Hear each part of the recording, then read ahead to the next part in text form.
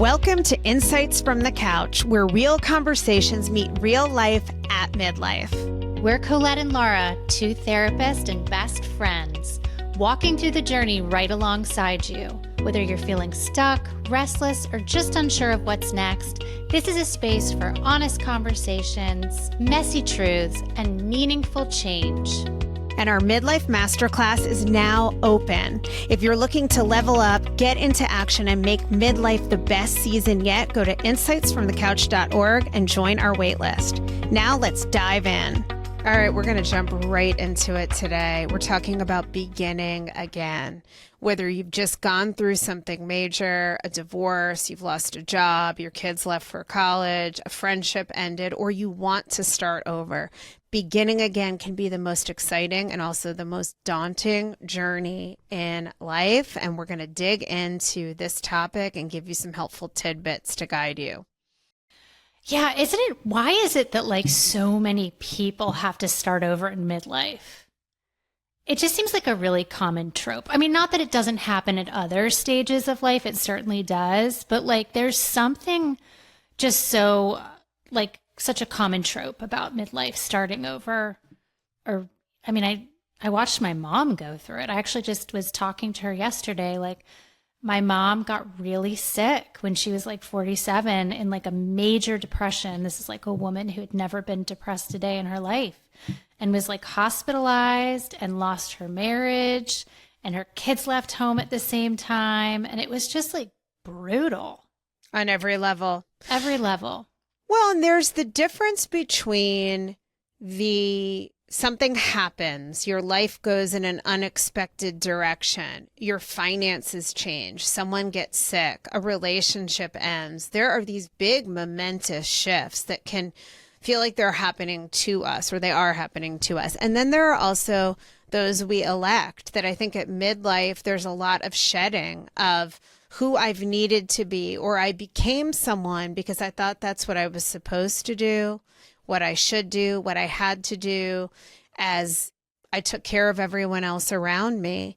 And I think especially right now in this day and age, midlife is the youngest it's ever felt. Mm-hmm. But we're also all aware that the clock is ticking and we're not at the very end, but this is kind of the last act, maybe the last time it feels, I'm not saying it's true, but it feels like this is a last chance to maybe be who you really want to be, to become that possible self that we've been talking about from Catherine Woodward Thomas's work, who you're really meant to become. And midlife is an opportunity for this, but let's talk for a minute about what keeps people stuck and then what can move people forward, because we want this to be really actionable and useful for you guys today in terms of if you're wanting to begin again or feeling like you didn't really ask for this, but it's time to begin again.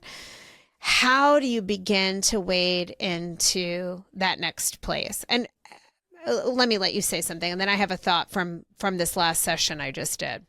Yeah. I guess it's you're right that there's this developmental process that we're all going through. And that's this, who am I really? Is this what I've wanted to be? Because so much of women's lives are shaped by their roles and their responsibilities to partners and children. And we wake up and we go, without these roles, who am I now? Which is different than when your life gets completely torpedoed, which is what I'm kind of talking about with my mom, where your life implodes and there's a violence to starting over.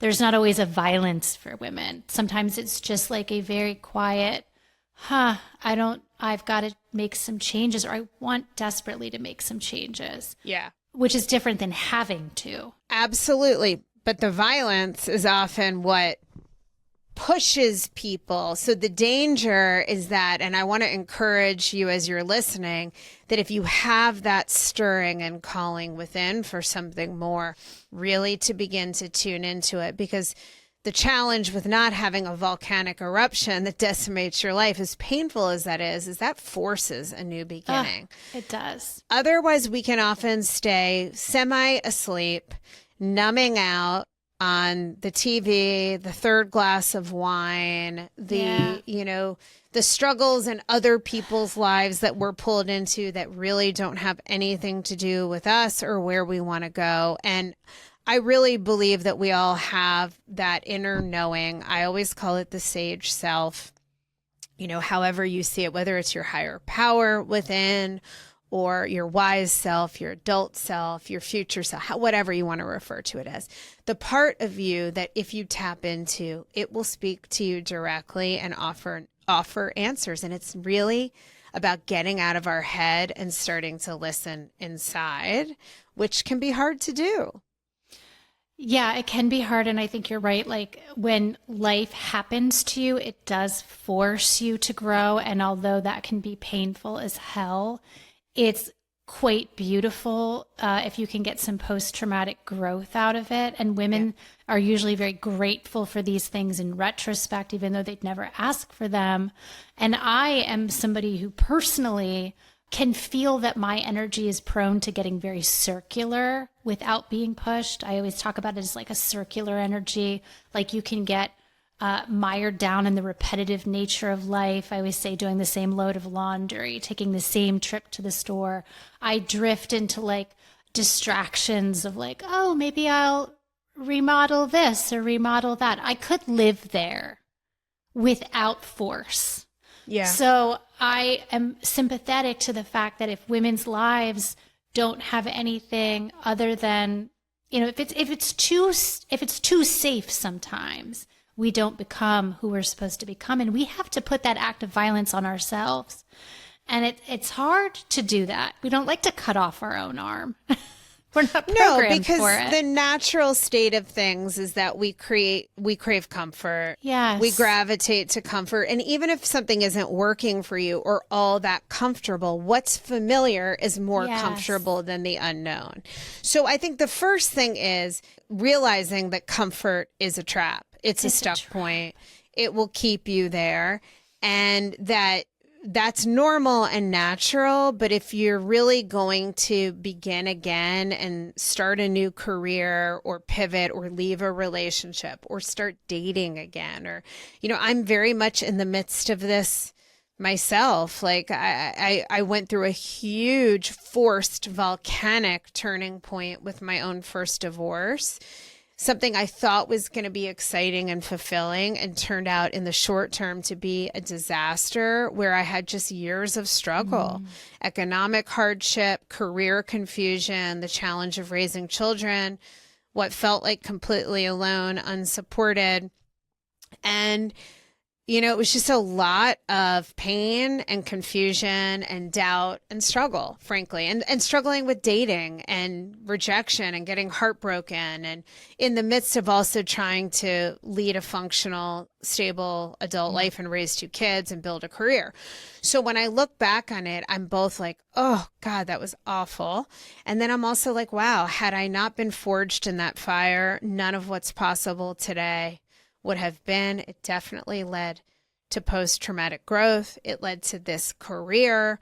It led to so much of what I feel like I can offer people as a therapist, as a thought leader. So much good. And now I'm also in the process of beginning again. And it never ends, does it? It never ends, but a big beginning again. And I think what's hard about it is I've gone through this book and I'm trying to pivot my career. I really am. I'm trying to take this chapter and continue to do therapy work, but also do other things in a significant way where I devote a significant amount of time beyond a hobby to, being in the entertainment world, to speaking on stages. And I'm in the middle of it. So I feel both right now, I'm just going to be honest, it's not feeling very good. It's not feeling exciting. It's not feeling good. There's a lot of confusion. There's a lot of things I've worked toward and worked hard for that are wonderful, like my book and the feedback I'm getting from people on my book, The Cost of Quiet. That's wonderful. But the amount of work I had to do to get there and some of what I thought this stage was going to look and feel like isn't what it feels like. So I think what I want to offer to people is that we all talk about the struggles and the peaks and the valleys and the times, and the people who succeed are the ones who don't let rejection get to them and they keep going. And guess what? That sounds great and it's true, but it is unbelievably difficult when you are in it. It is unbelievably difficult. But I think we need to normalize that, because you are like Odysseus, right? Like, you know, taking the hero's journey. It's like the call, and you're like, and then when you're like thinking about you're like, oh no, I don't want to do it. And then you get on the journey, and it is like one like hellacious chapter after the other. I mean, obviously it's been punctuated by some great moments, right? Right, for sure. But it's like a lot of challenge. And I think we need to normalize that when you're becoming or growing, you're going to be faced with a lot of challenge. Yes. And you are, so because it turns into a social media soundbite, we say that. And people say, oh, you know, if you're not struggling or if you're too comfortable, you're not growing. It's so oft quoted, it's become a cliche. But I agree. And this is why I'm saying this. I think people look at me right now and think like, oh my God, this is so great. And you've been so successful. And it's not that I'm not grateful for those things. And I've worked very hard for them, the things that have worked out. But the reality of the becoming, of the cocoon and becoming a butterfly, is that you feel like a mangled caterpillar that's stepped on by people every day. And like half your caterpillar body is mushed and smushed. And you don't know when or where or how you're going to become a butterfly. And sometimes you don't think you're going to at all. And you feel poor and overworked and stressed and confused and lost. This is quite the endorsement for the journey, right? No. So make a change, everybody. No, but okay, but I have no interest in not being on this journey. That's why I'm so saying say this. something about that. Like, yes, that even despite that, you take this journey, you choose this journey. Yes. And you know, I'm being somewhat hyperbolic, but not really. Like, there are hard parts. I think if you really want to begin again, the idea that you can like stick your toe in the water and like, maybe I'll do this. You can start there, but that is not going to lead to transformation. That's the point I'm trying to make, that like you're describing a level of like full-bodied, committed action. Yes. That is not, it's not a flirting. Like you said, maybe you dabble, maybe you dip your toe in to begin with. Right. But if you really want transformational change, I just did something about this. You have to want something very clearly. Yep. And you have to commit to it.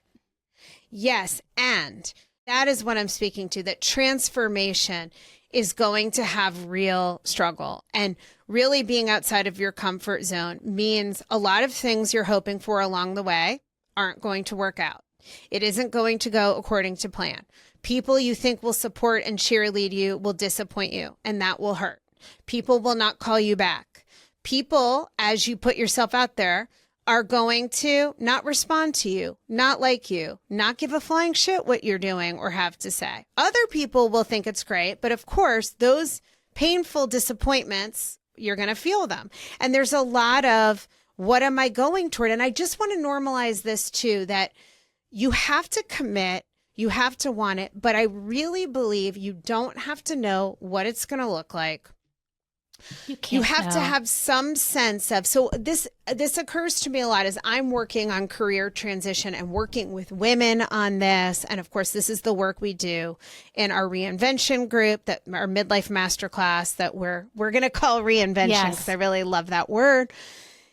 It really is, you're not going to step out of a 20-year career, or you didn't work for 10 years. And now it's not going to just like fall into place in this beautiful synergy. And that's okay. You don't want it to, actually. It's going to be iterative. It's going to be one awkward movement that leads to the next awkward movement. Yes. Till you like piece it together. And in the struggle, as the caterpillar is getting stepped on, there is no doubt that the caterpillar will become a butterfly, and that the butterfly is more beautiful for having been stepped on. I really believe that. Yeah, I believe it too. I believe it too. But doing it is another thing. So I want to talk about some helpful things, but let me also bring this analogy because I just did a session where I was the client with a woman who was amazing. And, you know, she follows and reads some other people out in the space of transformational psychology that I have not been tapped into. So it's always interesting to get different tidbits from people. For sure. And she talked about how, you know, there's the idea of like life happens to me, right? Like the victim mindset. And then the life happens by me. And I think I and a lot of high achieving women fall into this too, of like, life is hard. It's a climb. It's a struggle. Nothing will happen unless I'm clawing my way. Like I'm a hard worker. I'm not afraid to take a risk. I will jump off the mountain and like believe in myself that somehow wings will sprout and I'll fly. Love that. Yeah. And I'm willing to like work really hard. But even that is not always the right way to conceptualize the journey, but rather as this river, and that life happens through me and with me, and that the universe will provide. It's a benevolent, loving, giving universe. But that as we meander around with the river, rather than dig our nails and break them in the dirt of the mountain, that there's going to be bends. There's going to be places where we can't see what's on the other side, places where the river is rough and we're getting wet, and places where the river is tranquil and affirming and, yes, I've got this. It's going to be all of that. And that we have to be here for that and like allow it to work through us. Does she have some, I don't know, visualization or way that you talk to yourself as life is flowing through you, as you're getting challenged by the bends? I mean, you just continue to allow what is? Well, I think what helped me from this session that I want to offer to other people is stuff we already know and do. I mean, my whole thing in my book of self-connected communication is really, and I know this is a foundation of your work too, Laura, is the difference between trying to figure things out in your head and really tapping into your intuition and being in conversation with yourself and being curious. And I think so many of us know, especially us as therapists. I mean, I wrote a book about it. We do this all the time. I think what I'm realizing is that I'm even getting away from the daily practice of it. And I'm trapped in, I think a lot of our clients and a lot of you guys listening can probably relate to this, is that we're trying to figure it out. What should we do? What is the fear saying? What is the right thing? What is going to work? And forget, perfectionism is a whole nother layer. I won't even go to that here. That's not my struggle at this point. But even if you don't struggle with perfectionism, it can be so hard to know what's the right thing, or what do I do next? Or is this just a moment of struggle and suffering that I have to allow and be with? Or does this mean like this isn't the right thing? You know, we're relying on our inner wisdom. Other people may have their opinions and you can filter that. I'm not saying never listen, but no one is in your life. So I think the biggest thing is I was reminded of today is I need to be talking to my sage self, just even checking in. I used to do this all the time. And now that I'm in just the busy zone of constant action and I feel like I don't have 2 seconds to myself ever, but I'm going to make it, because closing your eyes for a moment and just asking inside, like, what do I need in this moment?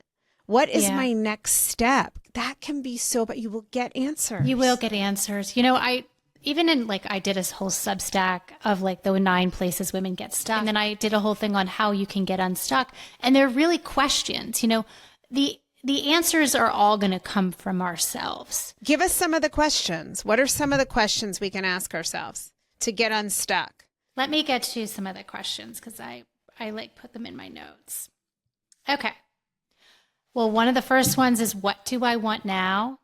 If I'm not organizing my life around what others need from me, like if I'm willing to disappoint some people. Yes, you got to do that. Got to do that. Go disappoint someone now, today. Yes. Where in my life can I invite even a small moment of aliveness or play? Because we're just so disconnected from aliveness. You know, we're so routinized as women. We are working on checklists. What losses in my life need to be acknowledged, felt, and honored instead of minimized or rushed past? I think this is what we're talking about, is whether your life got torpedoed or whether you're just mourning small shifts. Like, can you be here to grieve and sort of feel your feelings instead of minimizing and saying like, nothing bad's happened here. I haven't been harmed. I'm fine. Because women kind of thrive on being fine. Yeah. And it's okay to be not fine and make space for it. Yes. So like these are all, where am I keep going. Where am I over functioning, and who might I need to be willing to disappoint in order to create space for myself? That's I got that one down. That one down. I'm like, sorry, everyone. I'm doing what I want to do now, because we could be dead in 5 seconds and I don't want to have any regrets. Right. And I mean, I'm in a chapter where it's like, I'm ready to like disappoint my kids. Good. Which is like not popular. Long but overdue. Like, yeah. They're not in my top 3 priorities coming up. How does that feel to say? There's a part of me that it feels unnatural to say that, because obviously I'm like, I adore my kids. I have like endless energy for them. But for real, they're not in my top 3 priorities moving forward. They're adults. They're very much at the helm of their own lives. Not right. Entirely, but mostly. Right. And I really want you guys listening to take this in and notice your own reaction to what Laura is saying, because I think it does bring up, there are probably some of you that go like, well, that's not how I feel about it. And maybe others who are like, yes. And then a lot of us who maybe are in the middle, like what you're saying, where it feels like, I want that and that's right. And like, that feels so hard. It's such a big shift. I think it's that this doesn't mean, obviously, that the kids aren't the number one loves of our lives, truly, right? Never, like the only person I'm laying down on a train track where the train's coming is for Charlotte and Curran. Exactly. Nobody else. Sorry, Mom and Dad, Steve, love you all, Laura. But the only one I'm throwing myself on the track for, me who's scared of my own shadow, is my kids. Yes. And they are not in the top 3. As I organize my life now, I am trying to live my life for me. Yes. Because I am the only one who's living it, and I am responsible for the life I create, and my children need to live their lives for themselves, whatever that means and looks like, mistakes and all. And it's a real beautiful thing, because it gives them permission to like just own their lives. It's like, they're not an adjunct of my life any longer. They're fully owned, and I need to be fully owned, because I've noticed for decades now that the things that I've wanted to do are always at the tail end of my to-do list, and they're always the things that don't get done. Like, oh yeah, right. I wanted to take time to do that. I'll do that next week. I keep punting it, and I'm like, I'm not willing to punt it anymore. And how many of us women do that, right? You put yourself last, and then you wonder why you feel like a lack of purpose, meaning, a lack of aliveness, exhausted, burned out, resentful. I mean, it's the recipe for that. And really, this is, I think, key to getting unstuck, is give yourself permission. If it feels selfish to you, if that's what your inner dialogue tells you, okay, allow that thought to be there and do it anyway. It's not as selfish as your mind might tell you. It's actually just living your life in integrity with what you're meant to do. I completely agree. And I think that's one is just real hard for women. It has to be practiced a lot. Yes. And I think that's the point shift. Though, is if your mindset isn't there, okay, that's okay, right? You think of it the way you think of it. But part of getting unstuck is not allowing what your mind tells you to dictate what you do. Yeah. So you can have the thoughts, you can have the feel, you can feel scared, unsure, stuck, smushed, rejected, like, oh, this will never work out, but do it anyway. Put yourself out there anyway. And, as you ask these questions, and I'm thinking about this session I was just in, something was shared with me from the work of Dr. Sue Morter about being in the void. So I have been, and I just want to explain this because I think this is huge to getting unstuck. And in a way, it's almost like the opposite of what we intuitively think we have to do, and a place where I've even gotten stuck recently, which is that with my book coming out and that journey having been 3 years of like grind, spending all my time, my money, like cutting back on my business, really pushing my personal relationships to the side. Like I have put everything in this book, like everything. And I know you know that. And now that that's over, right? Obviously I'm continuing to sell it and hope that it continues to move into the world, but I don't have to spend all day every day on my book. So I still have big goals and it's the next step in the journey, but I don't really know what, and I don't know what to do next, which is what I was saying. And this is this idea of being in the void, which is that is actually a beautiful place to be. I've been looking at it as like, this is so scary, A, and B, I have to figure this out. Because if I don't figure this out, I'm not going to make the right moves. I'm not going to do the right thing. I'm going to mess it up, or I will not actualize. I will not turn any of this into what it's supposed to be. And I can't figure it out, and I don't know what to do next. But where I am is in the void. And the void doesn't mean I'm not growing or moving forward. It's that I don't know. And then I'm just allowing. And I'm going to experience being in the space of like limbo and not knowing, which is a very uncomfortable state from a brain science perspective because their brain hates uncertainty. But if you will let yourself be in that void, if this pertains to you, my intuition, the universe is going to offer things when it's the right time in the right way. And if I'm connected to myself and allowing myself to be in the not knowing and to be in an energy of exploration and receiving, then something is going to, I'm picturing Alice kind of falling down the rabbit hole, right? And she's like, wandering what's around happened? Wonderland. Yeah. Or I actually picture her in the like free fall, right? She doesn't know what's happening or where she's going. And sitting in that space and letting your mind be creative. So what does this look like? Because I'm speaking in theoretical terms. Going for long walks without music or a podcast, being in nature and allowing your mind to think and create. Let thoughts and sensations and images come. Spending some time closing your eyes and checking in some kind of meditation, or if that is just abhorrent to you, a small check-in where you just notice. Like when I went inside earlier to do this, and immediately that wise part of me threw me a message about somebody in my life that was crystal clear. And I was like, yes, where I've been in a state of like, how much do I interact with it? I just got the message. I wasn't even asking for it. So what you're talking about is being so like, if you're going for answers, you're not thrashing about grasping at straws in the world. You're quieting down and you're turning inward, trusting that you have the answers. If you can like just get yourself still enough and you can listen. And not feel so, like I'm big on action, but I think an action is really, really important. But you can be in action in the micro. You can wake up in a day and say to yourself, okay, I'm going to be energetically open today. What's one thing that might make me feel joyful and alive? Is there some play I can get into? Can I make some space? Sometimes that is what gives us more answers than, oh my God, I have to do this. Yeah. Yeah. And I say all of this because I think you and I know this, we preach all of this, but I have recently realized I have gotten back into the state of like grasping and like, oh my God, if I'm going to miss something I should have done, or what about this, or what if this helps my book sell, or what if this leads to like a big speaking engagement, or what if this is the one thing that helps me with my TV aspirations. And it's too much grasping and it hasn't been enough. Like, wait a minute, I just need to be in the void a little bit right now. Yeah.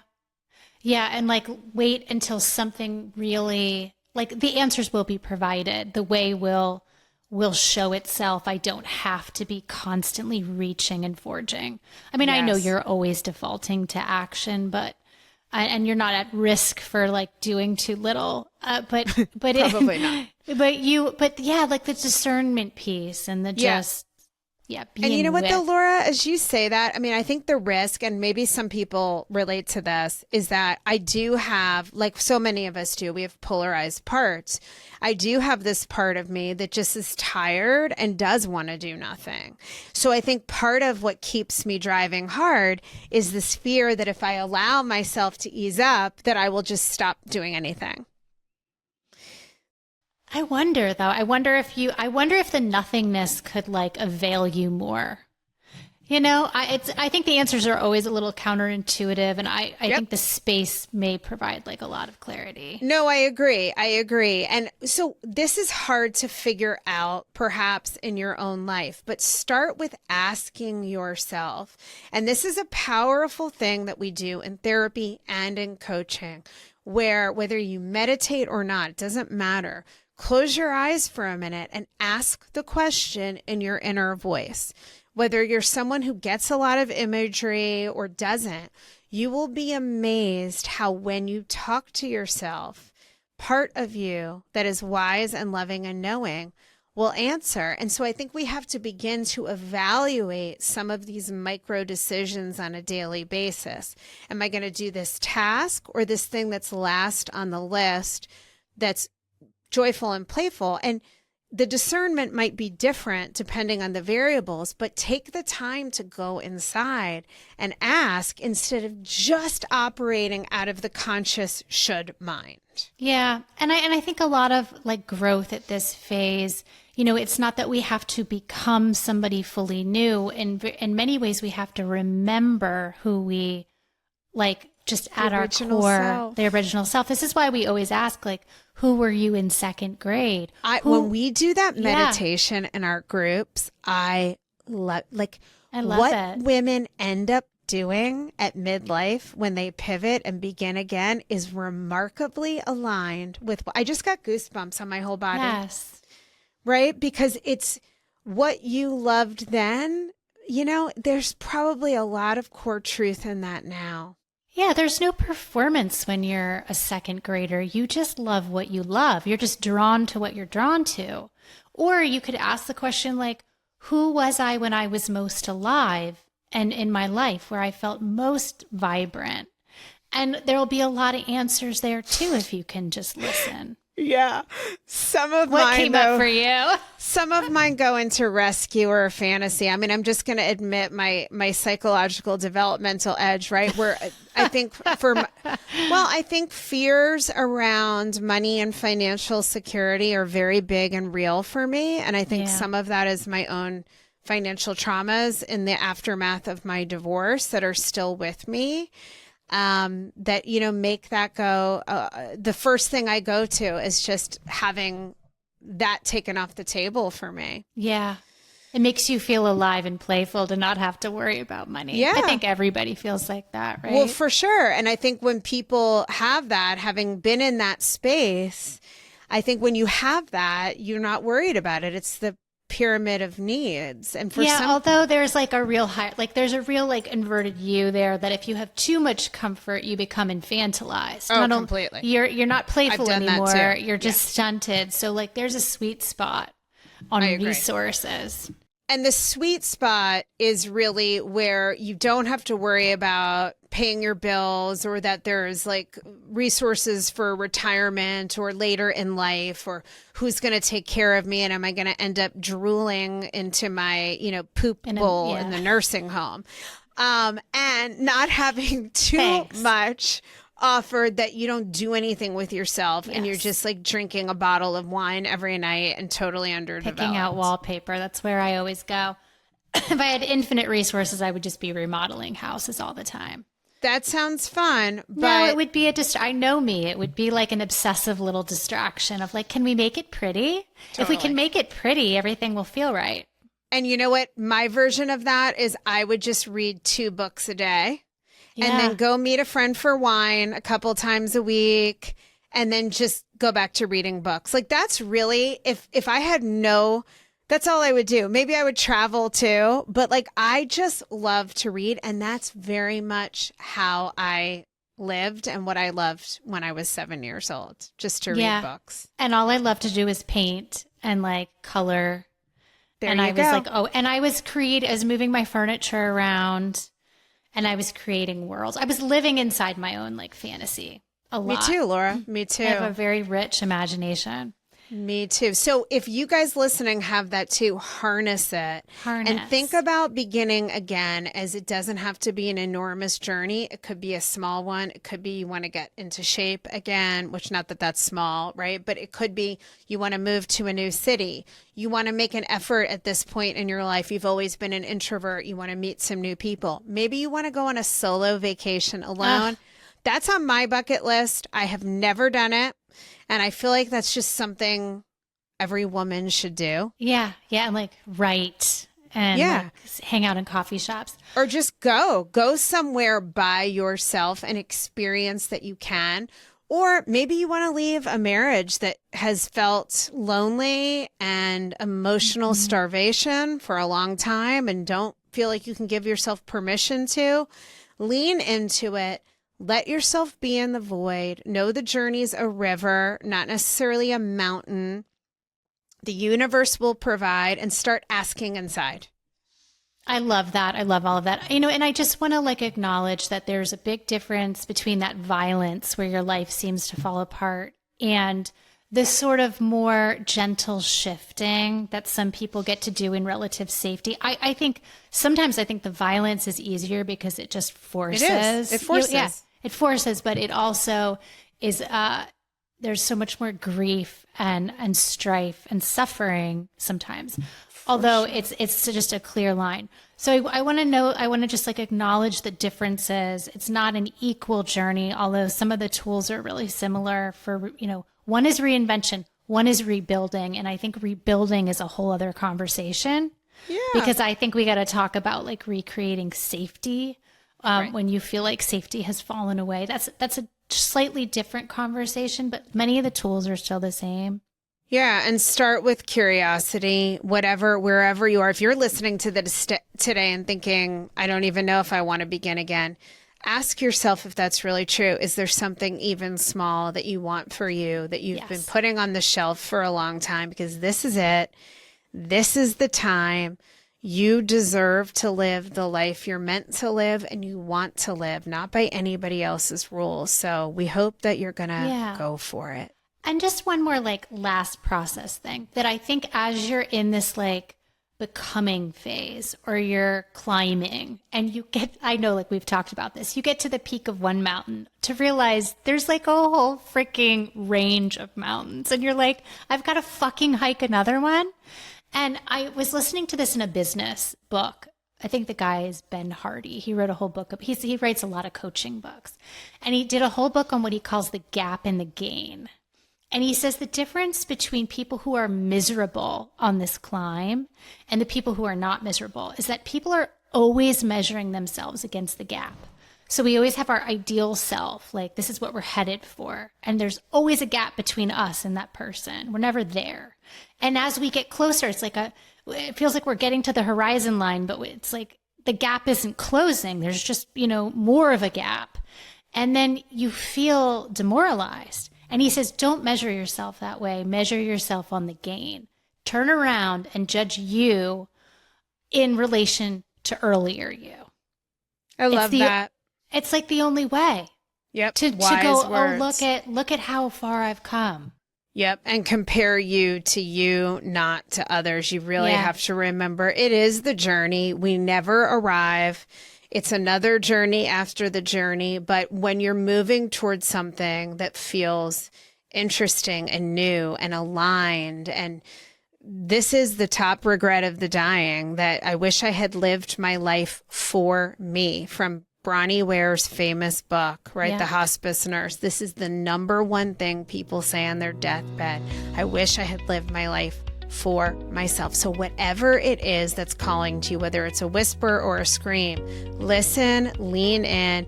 Yeah, you might get smushed a little, but it's going to be worth it and lead to something beautiful. And we're here to help.